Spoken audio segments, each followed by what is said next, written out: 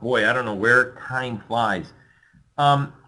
It just seems that it was a couple days ago that Tom Sosnoff and I did a year in review and what to expect for the next quarter. And it's kind of ironic of, I mean, gee, I don't even know where the last 10 years went, but they're going as fast as this quarter went. So we're getting aged pretty quickly here. With that said, let's begin because time's a-wasting. So today's presentation, as general, what I like to cover is what's working, what's not, Q2, as best as we could try to handicap the market, a few tools that have been very helpful this year in determining some market activity for not just individual stocks. And it's kind of been an interesting year for stocks with how we started the year first and foremost with a new president, new directives, and yet earnings. And almost as if we take a look at the stock market and you go, wow, this thing's awesome. And then you look at individual stocks and sectors and you go, wow, what the hell's wrong with this world, man? You know, major disconnect between energy prices, XOP, XOIH, the energy sector, major disconnect with retailers, major disconnect that not all stocks in every sector are going up, but yet, you know, we see the move grinding with Apple, and of course we'll just leave it as FANG stocks, even though I hate to use that term. Facebook, Amazon, Google, Netflix, etc. Semiconductors, with the amazing roar of both not just NVIDIA last year and AMD, of course, but you know, you look at some of the beverage stocks and you would think that maybe this roller coaster ride would make people want to drink more, and it's kind of ironic. You start looking at like Budweiser, Samuel Adams, Molson, Constellation brands, even the beverage companies are having problems. So is it kind of like a problem with the economy, or is it just only so much money working? That's what we're going to be here to find out, and what tools are working and what's not, and try to look at where things, what we're looking at as we move forward. So that's what I have planned for you today, and many of you have been here before. We try to give you quality information and introduce you to what we're doing around here. Before we begin, if you could just take a moment to read this risk disclosure, that would be awesome. Remember, trading is not as easy as your emails suggest they are, or at least the ones that I get, that everyone seems to can do this job in 5 minutes or less with guaranteed winners. I can't do that personally. I've tried, doesn't work, but we've got something that's darn close to what we're working on. So I'll share it with you. It's not anything that's available to anyone, but it just helps substantiate the work that we've done through the decades and what we've written about, taught, and some of you that are Thinkorswim clients have access to with the PPS indicator and Person's Pivot. So we'll get right into that right now. So most of you are familiar with some of the things that I've done. I'm very proud to say that I am 20% into, and I hope my editor's not here today because they think it's more like 50%. But the real fact is I'm about 20% done with the revision second edition of this book. This was what really helped popularize the pivot points, Person's Pivots, and of course some of my candle patterns and systems. This was the book that I really am proud of. This book, it helped, and I can't believe it's almost 5 years old already, half a decade. Talked about seasonality of sectors, talked about timing tools. We helped popularize and increase the knowledge and awareness of using the on-balance volume. And again, this book here, the Commodity Traders Almanac, delved into seasonal analysis, and that's still part of what we use in our trading approach. So a lot of good work over the last few decades has, and trading over 35 years has helped to develop some of these indicators and methods of looking at the market. Many of you may know, I used to call this my 12-step program, are familiar with in Thinkorswim, and again even TradeStation, the PPS indicator. Phenomenal. It says here easy to scan because we can run scans on Thinkorswim. Now, I'm going to take some of these bullet points and go through them one by one. And let's just briefly go through Thinkorswim real quick. And I'm going to hit the scan button up here. And I just wanted to, just for simplistic purposes, we're going to just have the S&P 500. And what I mean by PPS indicators, how do I use it to run scans? Just as a quick reference, I always like to go through this top to bottom for the newbies and for those that are just introduced to me. If you go under license study, you can see PPS buy signal, PPS sell signal. If you have an idea that the market might be weaker, or you don't have an idea, is the market weak or strong? I use this as a gauge of, and if you think of the logic behind it, if you had a lot more buy signals on a down day than you had sell signals, boy, that would be kind of like weird, right? The market goes down, but more buy signals. Maybe that's a hint that there's an undertone strength in the market. So today was kind of a down day. Let's click on buy signal. We're going to go over here to the function of the time frame. You can choose what time frame you want, day, week, month, etc. Well, we're going to leave it on day, and I'm going to hit scan right now. Kind of funny, only a few names generated daily buy signals. PVH is Philip Van Heusen. Of course, they had earnings. They were up about 8.5% today. Citrix Systems, Cabot Oil and Gas, not much else. So let's take a look at how many sell signals. License studies, go down to sell signal. Still comparing an apple to an apple, hit scan. So we had more sell signals than buy signals. Not a lot, but where did they come from? Energy, trading, air freight, not a huge movement one way or another. Whole Foods, for example, FedEx, which just had earnings the other day, popped into, obviously did not have a good after event today, down $6.73. So that kind of gives the story of today's market. By the way, one of the neat features about the PPS is, and Thinkorswim, by the way, is that if it's today's Thursday, I want to kind of get a heads up of how does the week melting down, or how's the week melting up, right? Let's change this over to a weekly format. What's neat is this tells us at the current pricing, there's a threshold. If Friday's close, prices are at the same as where they are right this second, how many buy or sell signals would be generated? That gives me a heads up as to what the industry or the sector, or at least this index, is doing. Now, we left it at sell signals, and by the way, we have 62 stocks that are going to generate weekly sell signals if they close at their current prices. And you can see some of the, culprits here: Nike, Nordstrom's, Kohl's, Foot Locker, Gap, Ross Stores. So we can kind of have an idea that retail's still stinky poo, right? And yes, I was hanging around my grandchildren this weekend, so I have grandchildren talk, which is better than floor trader talk.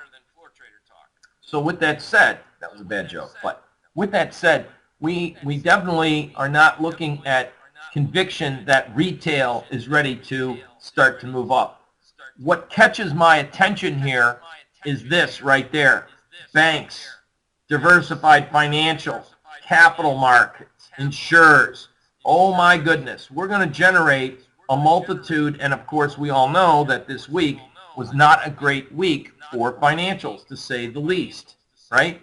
Look at this amount of financials that are going to generate fresh, brand new weekly sell signals. Insurers all the way down, almost literally, we got Bank America, Citi, all the big boys here, Regions, in the at least for the regional banks, Regions Financial right there, Leucadia National, American Express, Credit Card, Ameriprise Financial, Ben Franklin, that was an asset management company, Charles Schwab, Metropolitan Life and Insurance, Prudential Insurance, Torchmark Insurance, AIZ, I mean, Travelers, yikes, right?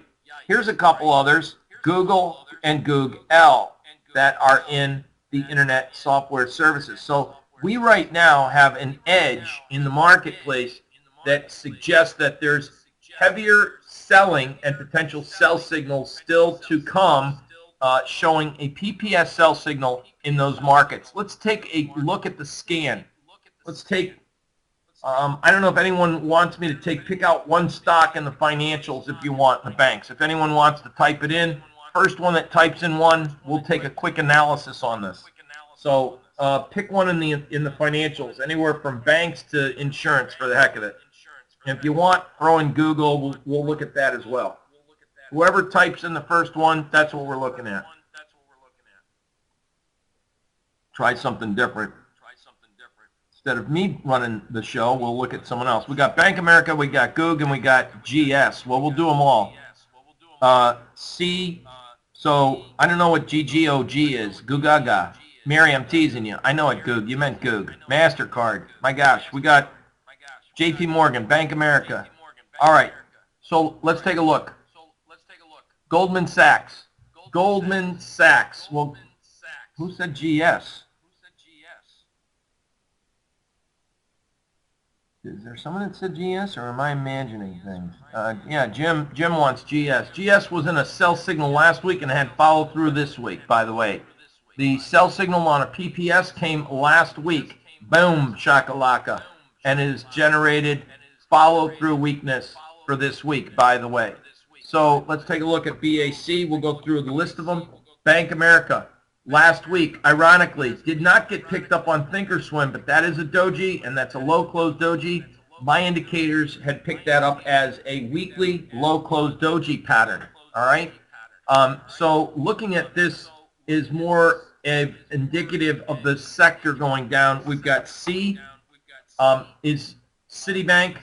Citibank forming it will form, if it closes here, it closes below, it takes out in 1 week, it almost, and I don't know if we'll do it, but if we close below that last candle, which was the week of 213, then my next level of support comes down into around 55, 54 change, somewhere of that range.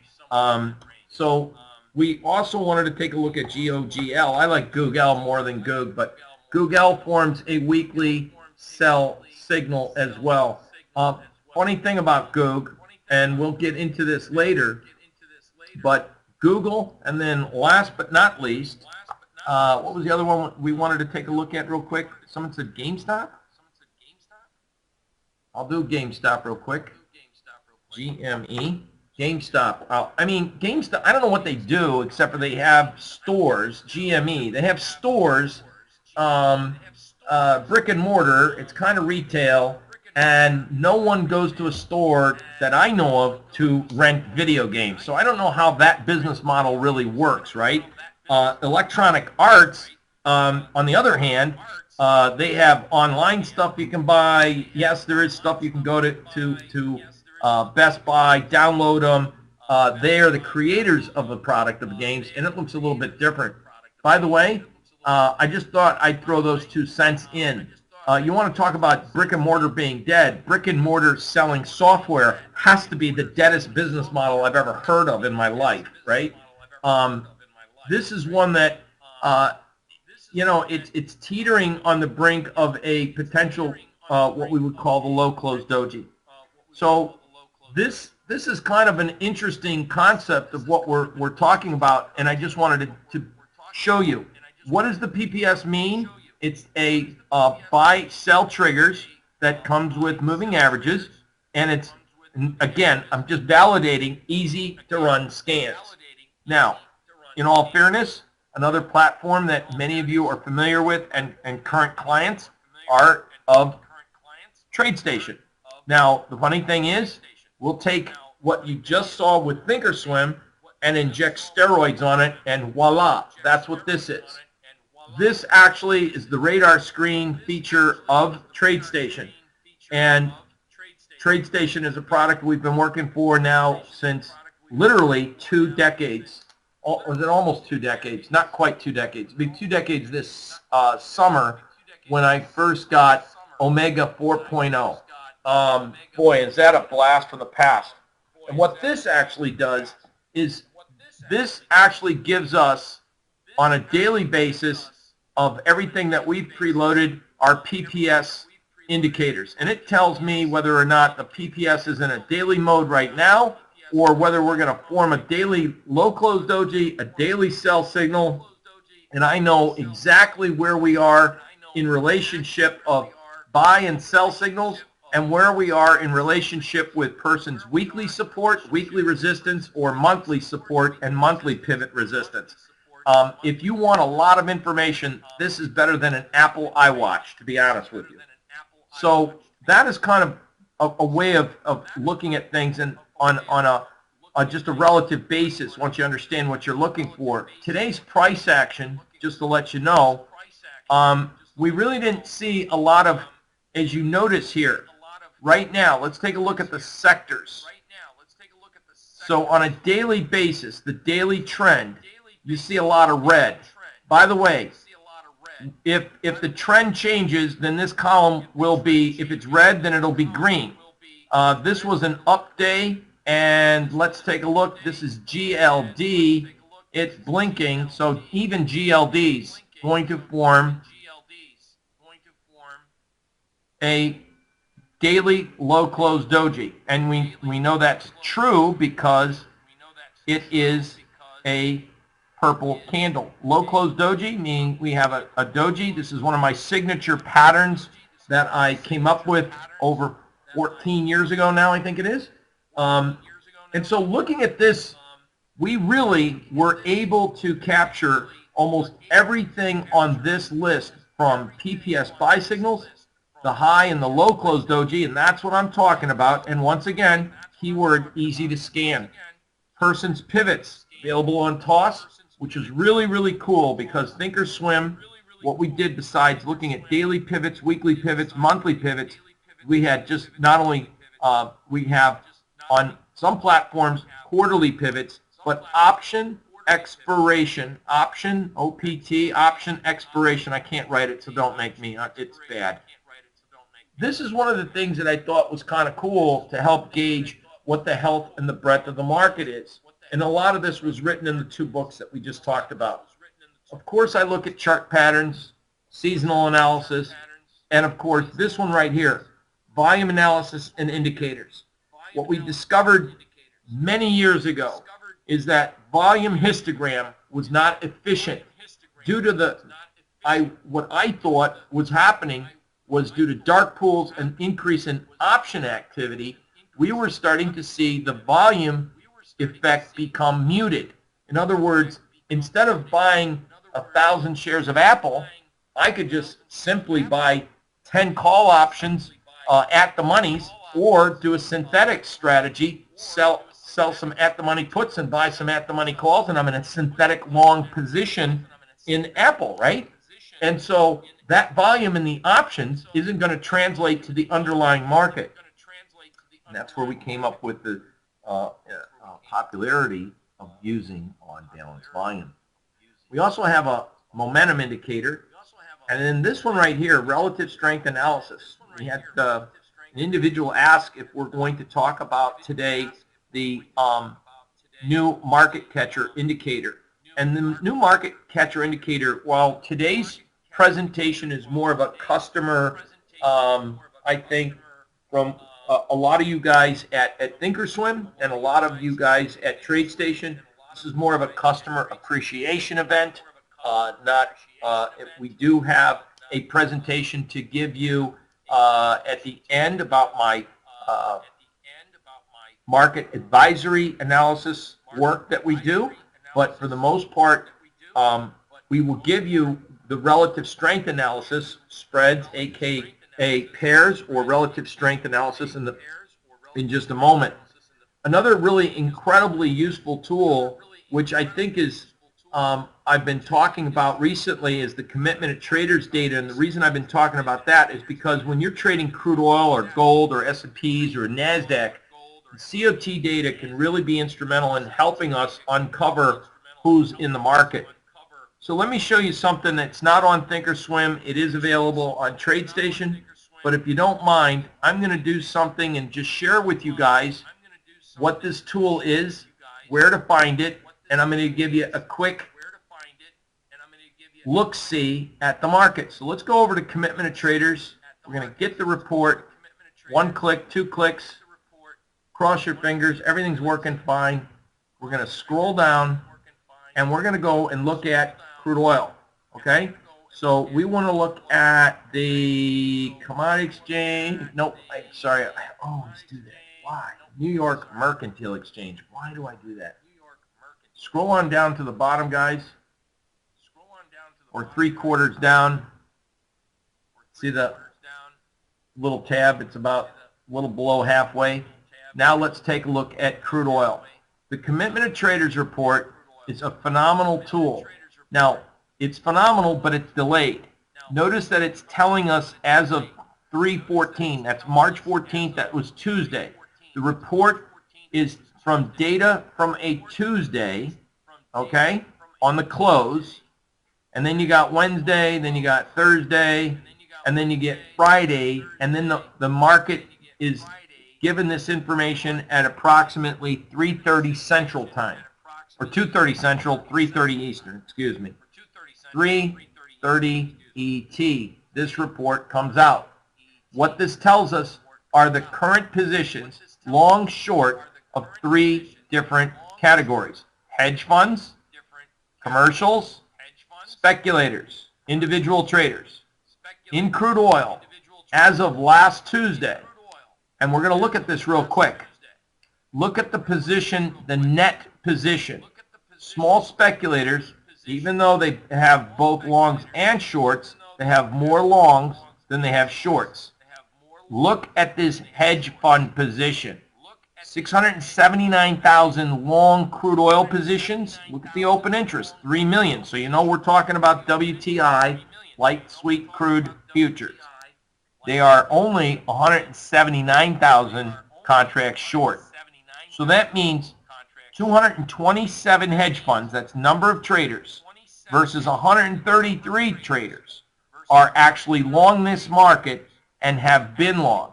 So that, to me, is telling what? Let's take a look.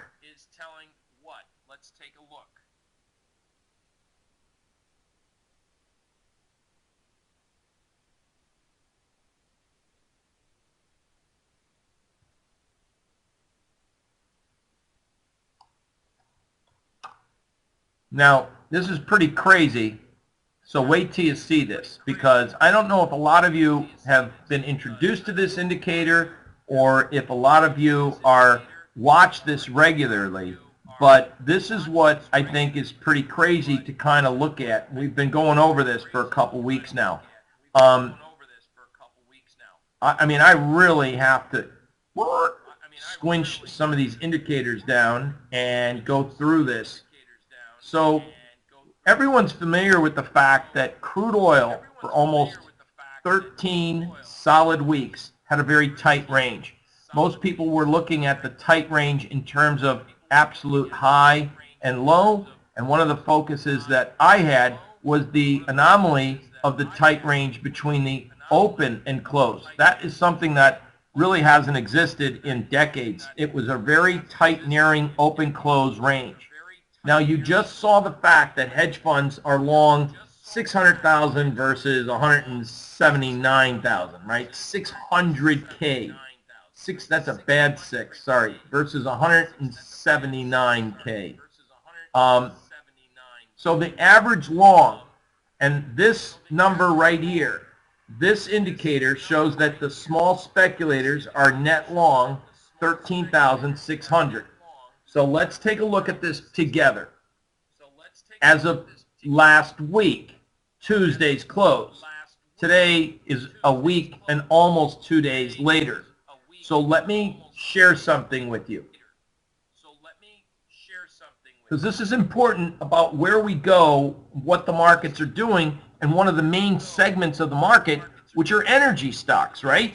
I mean, if crude oil continues to puke, energy stocks may not bounce up anytime soon. So we want to try to handicap the market and try to say, if everyone's long and they're still long and it keeps going down, there comes a point where hedge funds and small speculators are going to run out of what? Disposable cash. They're going to start running out of money. So as of Tuesday, and here's what we went over already, and I just wanted to bring this little bit of analysis to your attention. So if you think about it, and we'll do it the hard way. I could do it the easy way, but we'll do it the hard. Now we'll do it the easy way. If you notice here, that was 314. And if you look at a calendar, by the way, everyone, what is 314? Tuesday. Okay? So this is Tuesday. So as of Tuesday's close, let's mark that number. That's Tuesday's close right there. What was the low? The low was all the way at 47.58. 47.58. That was the low Tuesday. And then the market closed off of that low, giving traders a sigh of relief on a Tuesday, correct? So that was the low, and here's the logic that I'm going to work with you. If you are long the market and it goes down, and on the close, it comes off the close, and you're still long at that level, okay? And the market bounces up. That's Wednesday, Thursday, Friday. Feeling a little bit better. Whew, survive. And then the market Monday, Tuesday, Wednesday, and now Thursday. Are we significantly lower than last Tuesday's low? And the answer is no. We are about the same level. If you are going to survive and be able to sit through last Tuesday's low and still stay long, why would you get out right now? It's not much lower. You see my point that I'm trying to make? If you were able to finance and capitalize this market's low level right there, and a week later comes by and it's still slightly higher than that low, okay, on a closing basis, relative basis, it's still above that low. The question now comes down to the fact, and we'll bring this back up to you guys.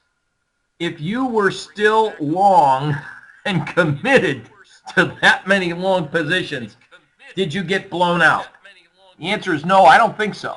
If you were a small speculator, did you get out of your long positions if it's at the same price? So if you were able to sit through last week's low and you did not get out as of the close last week, in the markets at the exact same price this week, odds favor the fact that you did not get out. If you did not get out, you're either the luckiest SOB I've ever seen, and the markets are probably no longer efficient, or there's chances, a strong probability that the market still has the capacity to go down.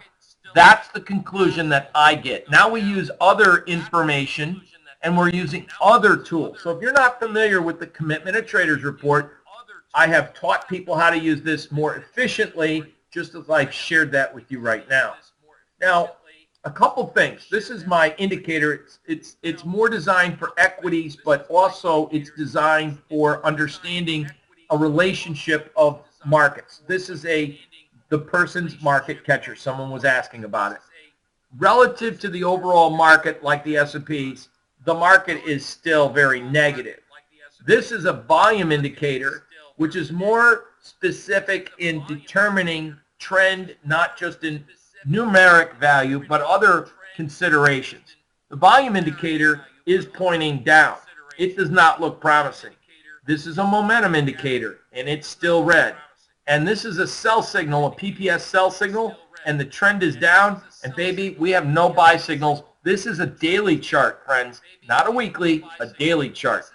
If you are going to look and say, I've got some disposable capital, I'm not in the market, and you look at this chart and you say, momentum is negative, the volume is trending down, the other volume indicator is definitely trending down, and the relative strength of the overall market is absolutely brutally negative. Now, at what point do you have a system that says, buy this? Because unless you think it's cheap and it can't get any cheaper, then you'd go ahead and buy it. But you have no buy signal, no trend, nothing that signifies to buy this. And now you got information that says speculators are probably still long and maybe taking too much heat relative to their accounts. That's one of the things I think is very important to understand. So where do we go from here? So one of my main topics is, here is crude oil on a weekly basis. You know, generally speaking, when the market goes down and the small specs have been kind of long, and all of a sudden it starts to bottom out, they go short, right? They go short the market, and then the trend goes up, and then they decide to go long the market, and then they get long the market, and it ends up, and then they go short the market, and then it goes up a little bit, and blah, blah, blah, and then they decide to go long. And here's the thing. They really went long right here at this point in time, and then they decided to stay long, and they really haven't adjusted their positions yet. So I'm not suggesting they bought the low, and I'm not saying they bought the high, but I am suggesting they're probably average price somewhere around, I'm not saying 54. I'm saying I'm going to give it a little bit less. I'm going to say their average long is 53.50. Let's just say the average when they went from being aggressively at nothing to when they started to get long, get longer, and stay long. That's an average guess of the current small specs position, 53.5. Trading crude oil or trading commodities is like eating potato chips. Nobody ever does just one. So when the market may take some heat on you, maybe you averaged in, or maybe you lightened up a little bit, but my guess is with where the market is now versus where it was last week and the current position, they're still long, which gives you the inclination the market has a target down here near 45.5. If you're long from 53.5, at what point, at every dollar move crude oil makes, it's $1,000, guys. So at what point do you blow out, right? At what point do you say, I'm done with this, the trade is wrong? We have not seen maybe the blowout to the bottom yet. We don't have a specific, the volume indicator is suggesting there's more weakness coming.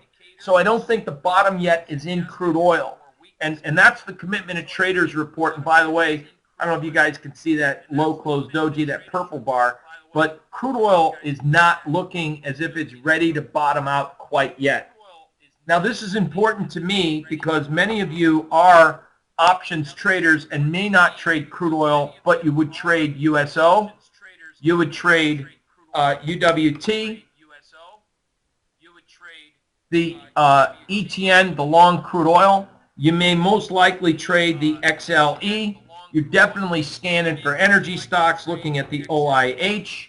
And so far, everything that I'm sharing with you is not looking pretty positive. Now, relative to crude oil, the OIH being here, relative to crude oil, is certainly above its lows more significantly than crude oil, right?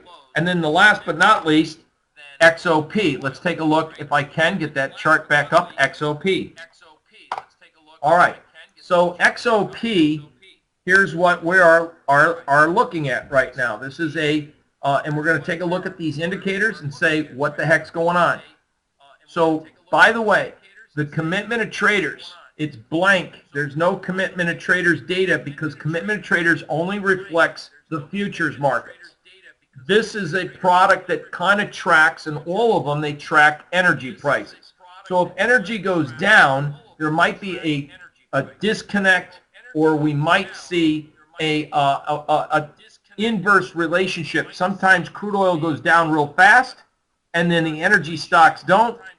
And if we notice that crude oil went sideways and the energy stocks were going down, they were leading the way. There was a delayed reaction. Now crude oil is coming down. I don't think the low is in on crude futures, but I think it's getting close because it'll be a technical wipeout, and I've got some significant support coming in to some of the energy sector, the XOP.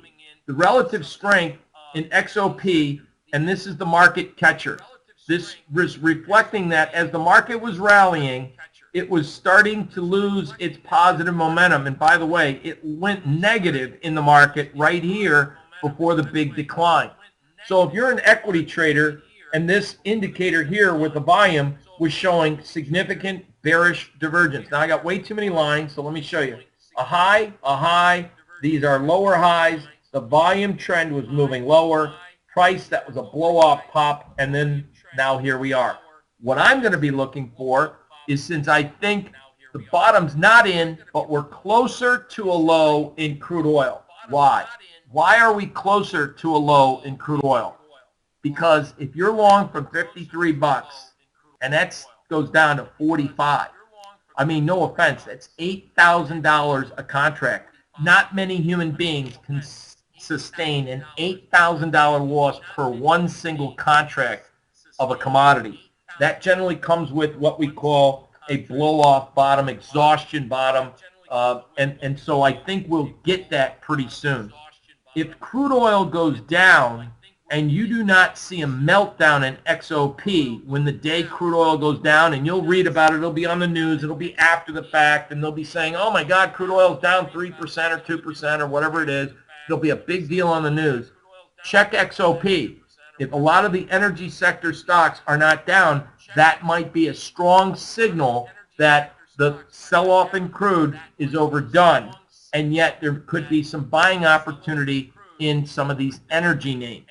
That's where I'm going with as we move forward in the second quarter. I think we got a good energy play lining up when we get this washout in the energy complex, but it's not there quite yet. So with that said, I'm going to scroll down and show you live in the energy complex. Now, that someone had asked about the market catcher. Market catcher is a very unique tool in the sense that it does give us relative strength ideas in the terms of whether or not a market is weakening, strengthening, and I'm going to get rid of a few of these. Format analysis technique. This is TradeStation. I'm going to get rid of this. I'm going to get rid of volume. By the way, before I get rid of volume, I'll actually leave volume up because that might be just as a good confirming scenario. A confirming scenario in the sense that I really don't know what this thing, I mean, it pops up one day and you know, or 1 week, and looking at XOP, I really don't, I mean, if volume has been a struggle for you guys, it's something, it has been a struggle. So the volume histogram, while it might have some validity and still has reasonable uses, it's not as efficient as it once was. This is a daily chart, by the way. What I find to be more useful, and I can see immediately, I can start to see volume trend changes more before I can see a volume trend change with the histogram. I can see that this is trending lower, and I don't know what the hell this is showing me. So that's just true confirmation of one of the indicators that we've created. Now this is the relative strength of how is the XOP doing to the overall market. And one of the things that we could see, this has been going on since, gosh, way back in January, that the market has lost its strength to the overall market since last January. And it has not turned positive yet. So it's negative when it's red. It's getting less negative when it's purple. So it's starting to show a little bit of potential strength, but it ain't there quite yet. Now, let's take a look at a few names in the energy space. One of which I wrote about for this week was a company called Phillips 66. So as you can see, it's not near its lows. It's not rallying significantly, but it is doing a lot better, and it turned positive relative to the overall market. So Phillips 66 has promised that if the market bottoms out pretty soon, Phillips 66 might see some gains a lot sooner than everyone else. Let's look at the energy sector and look at a few more stocks here, namely Exxon. Exxon started to get a little bit positive. As you can see, it's gotten less negative in the market catcher indicator. It's less negative. It's more positive. It isn't a daily buy, but baby, we haven't gone anywhere. So it's kind of sitting around waiting to see what happens. So while it's ripe for an upside move, it'll be a better buy and we should be looking and scanning for buy signals in the energy complex, especially as I identified, if you get a washout to the downside in crude oil and they make a big deal about it, guess what? The energy sector, specifically some of the refiners, and one last name I'll go through because it's one I'm hunting, is Occidental Petroleum. It's been a real dog for a long time, but I think some of these refiners have a shot. If we start to notice here, they're not getting more negative, they're getting less negative relative to the market, and that's going to bring in some institutional buying coming in. So when crude oil bottoms, this could be the time, and you should be stalking this market going into the second quarter. And this is an indicator here that has been very dynamic in helping us stay on the right side of some of these markets. So when I talk about tools that I've created and I use, PPS, high-low close doji, person's pivots, relative strength, commitment of traders, now you have, I hope, a better understanding of how this is really working when we put things together. Notice that none of these are all, they're very different indicators. One's volume, one's consensus, meaning who's holding what in the market, one's a price-based indicator, and of course one is an indicator that compares the strength or percent change versus another product. So we're not looking at moving averages, we're not looking at MACD and other price-based indicators in RSI, et cetera, to give us a confirming outlook. I wanted to go over here and share something with you about the validity. Many of you are familiar with my work, know about the high-low close doji, and might be familiar with the PPS indicator on Thinkorswim and TradeStation.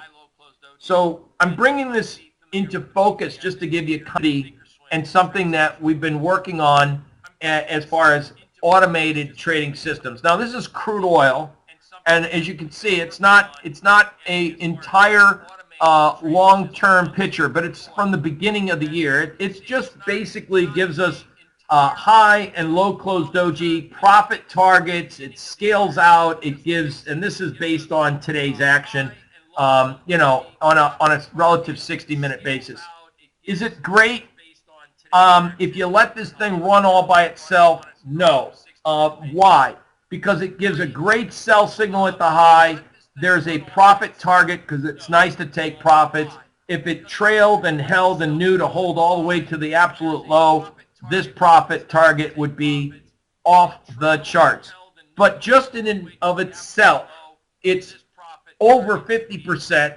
The wins are greater than the losses, and it's a profitable system. So it gives validity of some of the stuff that we've put together through the years, right?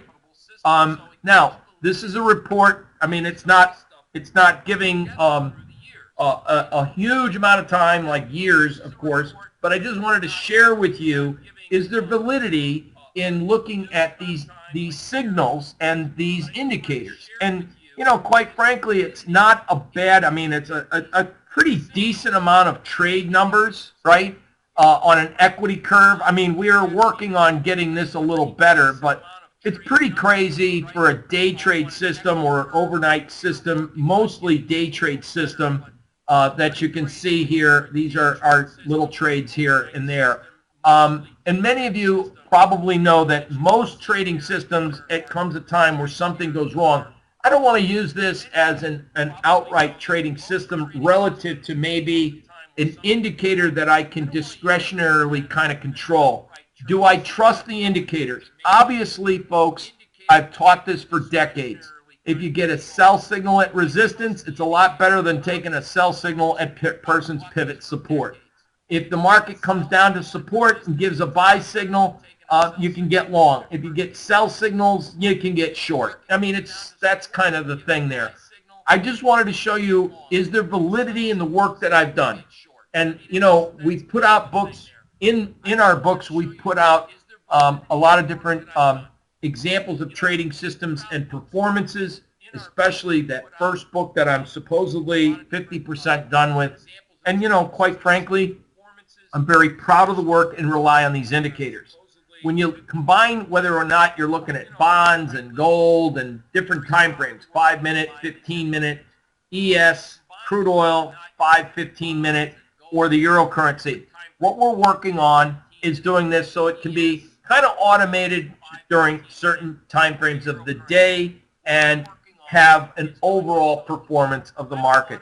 That's kind of like what's, to me, a little bit important, so that you can, if you have a system and you trust it and you know that you have connectivity with the internet and it gives a buy signal and it sets a profit target, or it has a sell signal and gets out for you.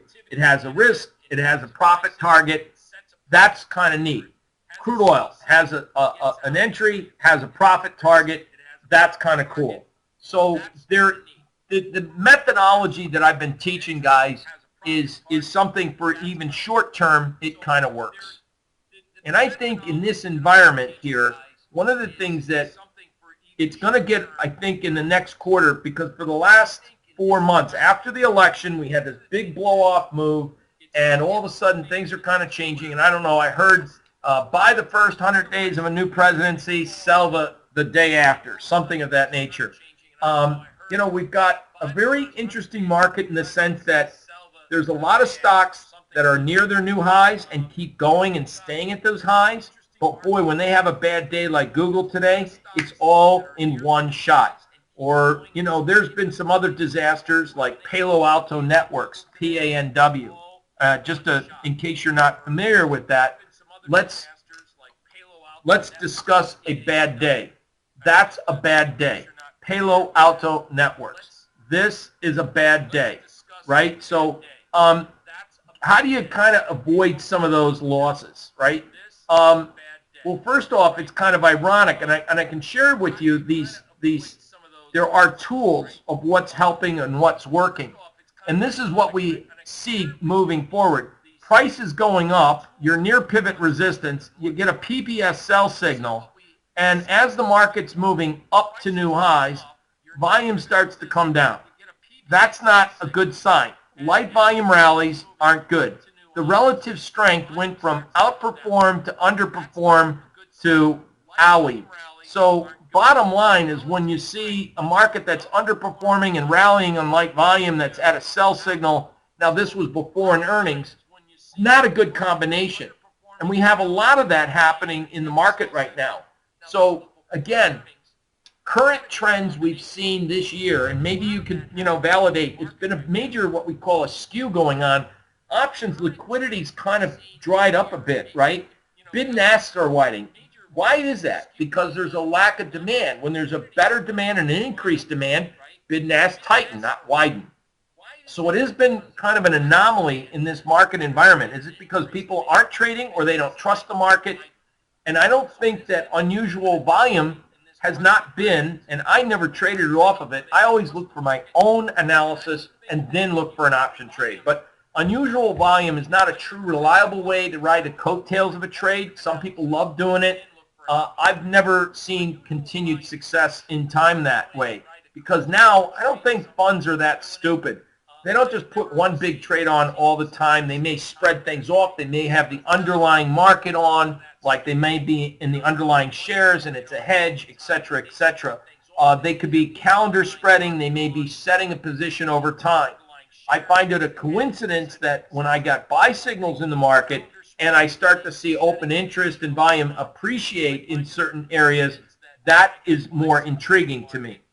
So I think that right now we see trades are being built up over time, and in the options arena, possibly spread off or even liquidated. So it is something that's different. I think we've kind of discussed a few things here about volume analysis and what's changed in the market. And I talked about that volume condition being changed. Many of you already have used on-balance volume.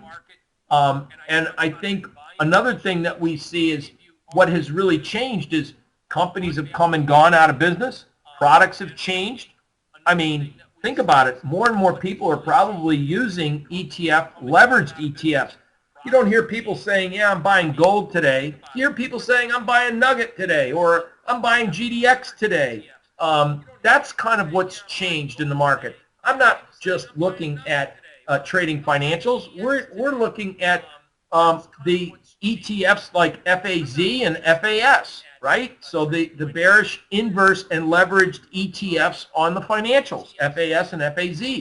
So there's more products out there, and how we change, and a lot of things have taken place that have changed in over 10 years, which is why I have to redo that book in the second edition. So we look at this one measurement, market breadth.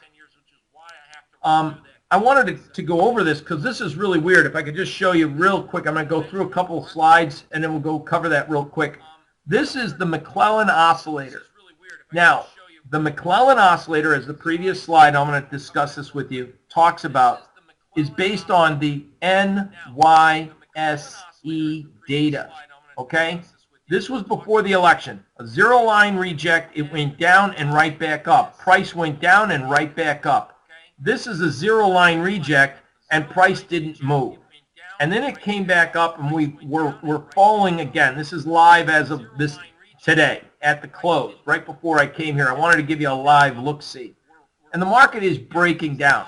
These are person's pivots, and these are available. They're monthly pivots available Genesis, TradeStation, and Thinkorswim, right? So we're almost back to monthly pivot, and the McClellan oscillator has been dancing around. Now, let me change scopes here real quick. Don't get mad at me. We'll get back to focus here.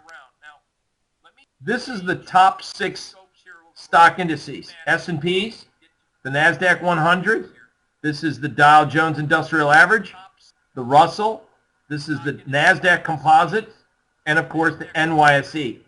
This is the breadth of most people follow advanced decline, and the McClellan oscillator is based off the NYSE Composite Index.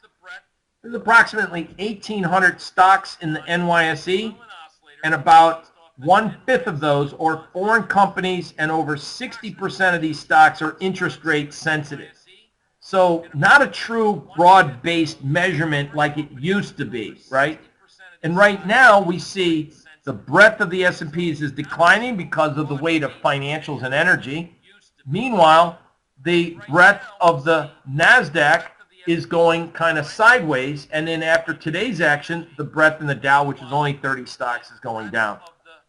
This was the Russell, small cap. Man, this is a perplexing scenario because the small cap is still in this little range here, which quite frankly almost and should have had a breakout. What I don't like about this, looking at the small caps, is we now have formulated what? Lower highs and lower lows. And the small cap is one that should be seeing a little bit more strength out of the market. So the question begs, either we got to get this thing get going and giddy up, and it's got to go with a little bit more volume and a little bit more participation in its breadth, as we say, or perhaps this thing is getting ready to move lower. And the more stocks in the Russell relative to the advancers that go down, so in other words, as the advanced decline starts to puke, more stocks lead the way down, eventually the index is going to go down. So I just wanted to make mention, this is a hell of a sideways trading range, and it's either going to break up or it's going to break down. And so these are kind of the tools between volume and breadth that we are going to be leaning on, and I think are going to be very important over the next, I don't know, forever actually. So those are the kind of things that we want to look at. I had intended to share with you, as someone had asked about an indicator. This is something that I find that is very useful when we talk about the PPS on Thinkorswim, by the way. This is Restoration Hardware. So remember I just showed you how to do scans? Well, the first thing that you want to look at is how many stocks are in a weekly buy mode, right? If it's in a weekly buy mode, is there appreciation in the market? Are the indicators going positive? And if so, if the higher degree time frame is looking good, right, what do we want to do? Turn to the daily charts and see what does the daily chart look like. So if the weekly chart's looking good and the indicators are turning positive, guess what? You can start looking at taking longs. Only thing you have to do is define your entry, your risk, and then determine how much, and where you should get out. Right now, this was a trade I took. I got out. One of the reasons I got out was because of overall market risk. The S&Ps, a little concerned that we could see some follow-through downside in the marketplace. This is Goldman Sachs, which we kind of already went over. One of the things that you guys were asking about if I go back to the slide real quick, here we go. One of the things that you'd asked me about on Goldman Sachs started to form that little higher plateau, higher high, and indicators were forming bearish divergences. So I think what's really important is to follow suit with convergence and divergence patterns. And looking at some of these tools that we've created and have helped people with through the years is really instrumental. Goldman Sachs weekly, just to share with you. This is Goldman Sachs from 2 weeks ago. Bearish PPS, and on that chart we had bearish momentum. The relative strength was moving down. You can see that by that red line. And look at this volume indicator, guys.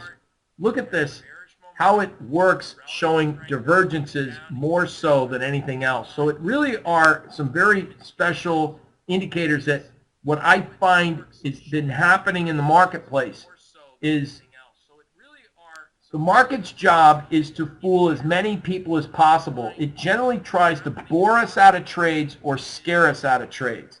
And I think that that's one of the things up here, since the market had such an aggressive upside move. It had a false jab to the downside here, and now that it had a secondary higher high on divergence and it's starting to weaken, we might see, as we'll find out tomorrow's scans, right, we might have a little bit more downside action in these financials. So part of my job and what I wanted to cover with you guys today was what tools are working, what am I using to help handicap the markets, and what are we looking forward going into the next quarter, which, let's face it, we've got April, sell and May go away, and then June. April, May, June comprise Q2. So April's been normally a strong month, but is it normal times? That's the key. Did the markets get a little ahead of themselves? And I think what we will learn is that if we can rely on the indicators, when the volume starts to pop up, and you get a buy signal, then I think it would be giving you a little bit more edge for short-term trading or relying on a move in the market. And that's what we're looking at. What I wanted to, last but not least, and I don't know why my thing went crazy, is here's current Amazon. And I wanted to go through Amazon right now with you. This is live. This is as of today, and these are the indicators we're looking at. Everyone says that retail's dead, and I, that's if retail and brick and mortars are dead, why the hell is Home Depot doing so well and Lowe's? So I don't buy that story. Yes, people buy at Amazon. Yes, I do too, but people also return stuff as well. Amazon's been in a kind of a trading range, and this indicator is a white line, is the last, what we call the last conditional change. I wrote about that in that book that I'm revising from 10 years ago. But look at Amazon, its momentum indicator here. As it's made newer highs in the market, as it's making newer highs, it's losing positive momentum. Its relative strength to the market, as it's made a newer high, it's losing its relative strength. As it made a newer high, it did so on a decline in volume. Now, that does not give me a warm and fuzzy. Why is the market moving up on light volume? And what's been happening when we get these combinations? Is this going to be a delayed reaction? Possibly. We had almost a very similar scenario, by the way, and I'll just share this with you. Is this going to be a delayed reaction? Possibly. We had almost a very similar scenario, by the way, and I'll just share this with you. A very similar spooky scenario developing with Google, right? So Google breaks out. The volume, momentum of the volume is making lower lows. and look at the relative comparison of the marketplace. So, question, is this market at a higher high? Is this volume reading at the same or lower levels? It's at lower levels. Is this peak of the indicator higher or lower? It's lower. So this was near resistance, and it not telling you you want to be long Google. It was losing its positive momentum. And that, I think, and all of a sudden, sell signal down, down, and then today gap lower. My guess is that if we close underneath that level and volume in the next day, or at least by Friday, we start to close underneath, the next stopping point is coming right into around the 818 level. So that would be what I am kind of looking for to share with you some of the, how these indicators are coming in. What the issue is that when a market goes up, and every day we were conditioned, now the Nasdaq's making a new high, the Nasdaq's making a new high, the Nasdaq's making a new high, and I mean, the longer it makes a new high, it's allowed people to get long. And for those that are bearish, it's been frustrating because the market won't go down. But remember the movie The Big Short? And I've been teaching my students this. In the movie The Big Short, these guys had patience, they had convictions to their tools, and they ended up being right in the long haul. And I think that's what we have to do, is to have conviction in what's going on and trust our indicators. If you have a system, if it has strong performance, nobody makes money every single day, all the time. The key is to have consistency and trust valuable indicators. And I think that's one of the things that I've adjusted my indicators for the times that we have in this world. All right? And one of the things that we do is we combine this information each and every week and put out my recommendations based on these findings and studies. This is my weekly thoughts and observations. I'm sure we have a few people in here that are subscribers. We come through and talk about exactly what we're looking for in the market.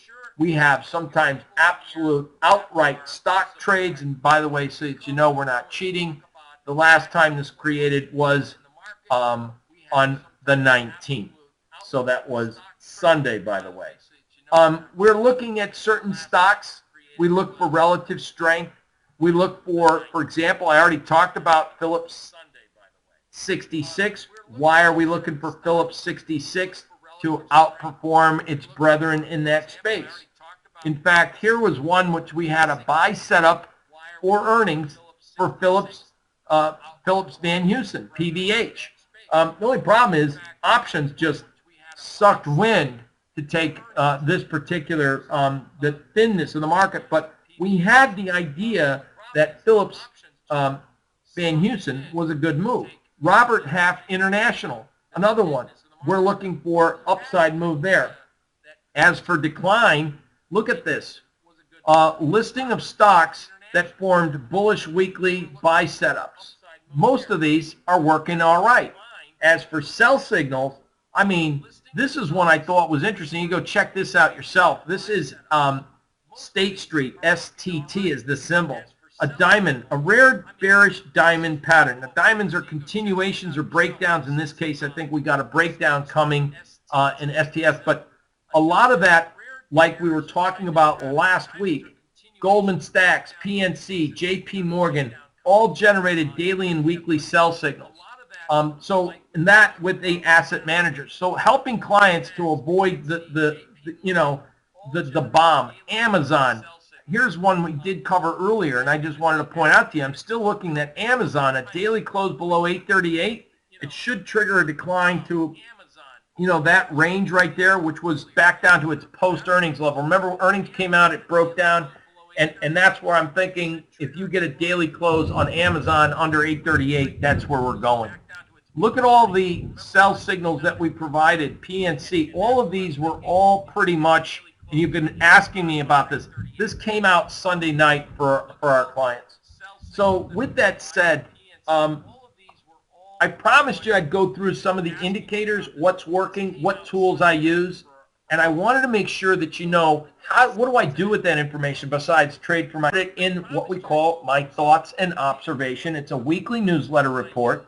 It comes out every Sunday. We have a video. It's called Planning and Scanning, which I go over the specific entries, the specific trades on that, and give people guidance with exactly the tools that we're using. If you've never taken a trial to this, I encourage you to take advantage and try this. It's $100 a month.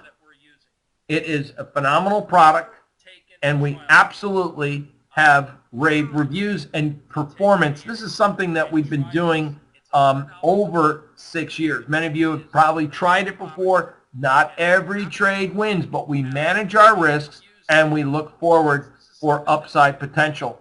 This year has been, I would have to say, on just looking at trades, we have our current performance. It's we combine some options and futures, so it's tough to break down. And I hate to include options trades, because when you buy an option for $1 and you sell it for $2, it gives you a 100% rate of return. And so with that said, this year we've had obviously more longs than shorts in the market, and that's probably about to turn a little bit. So take advantage. If you're interested in finding out more about having institutional style type information with trade ideas, what stocks, what sectors to be in, this is a report. I couldn't imagine anyone not using this. I get so many professional traders that use this and say, John, this stuff is awesome. So, you know, this I think is, we've taken our work through the years and have been able to automate trades, put down indicators that are better than the most that are out there, obviously, and a lot of popular traders like using the tool and respect using what we've put together. So with that said, I think if you guys are looking at this, take advantage of the weekly thoughts. I think you'll find it to be an incredible, useful tool. And like I said, even going through and saying, hey guys, can you imagine if you get this type of information and just looking at some of these stocks on Sunday night and saying, gee, we generated weekly sell signals last week. So taking a look at just some of them, like BAC, which is ironic because we already had, and I want you to see this. For your convenience, here are the stocks that form bearish weekly LCD signals, right? And again, when did this come out? And I want you to see this. For your convenience, here are the stocks that form bearish 319. So, I mean, I start working on this in the morning and I finish. It takes a little while to go through a lot of the details that's provided in this. Bank America, I already knew that was a low close doji. So if you had this information Sunday night, you may be looking at Bank America in a different light from buying perspective. Okay? So that's why I say take advantage of this.